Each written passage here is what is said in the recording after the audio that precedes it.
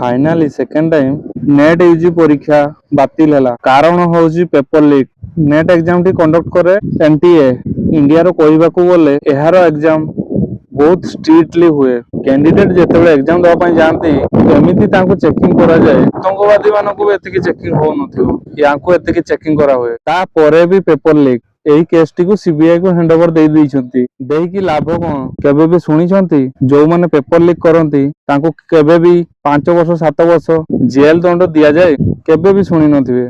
हमर सिस्टम केमिति चालुसी जानि पारुथबे एते हाई सिक्योरिटी रे एग्जाम हैला परे भी पेपर केमिति लीक होबो से माने कहउछन 7 रु 10 दिन मध्य रे आउ थरे एग्जाम रो नोटिस आसीबो न्यूज रे देखिबे अभियुक्त को धरा हबो तापरे अभियुक्त ऊपर कोन पदक्षेप निया जिवो सेटा केबे न्यूज रे देखिबा को पाइबेनी। जो कैंडिडेट माने घर द्वार सांगसाथी एवं जहाँ भी छोट मोट फंक्शन गुडी को सबु हस खुशी भूलिकी पेपर क्लियर करबा पई लागि थांती तापर एग्जाम भी मध्य भलो से देई देबे तापर सुनिबे पेपर लीक सही कैंडिडेट मानकू केमिति लागुथबो थरे भाबंतु। नेक्स्ट टाइम जो यार एग्जाम टी हबो एही एग्जाम रे जेमिति स्कोर करि थांते नेक्स्ट एग्जाम रे सेमिति स्कोर करि पारिबे कि 22,79,000 प्रार्थी एही एग्जाम देवा पई जाउथले।